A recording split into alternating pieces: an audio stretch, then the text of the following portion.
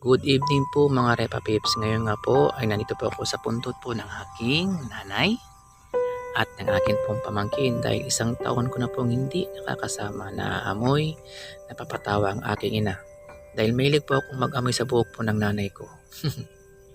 Kaya nga po sa mga kaibigan ko po dyan habang buhay pang parents nyo, wag kayo mayang magsabing I love you araw-araw. Dahil masarap yan pakinggan sa kanilang tenga. Maniwala kayo sa akin.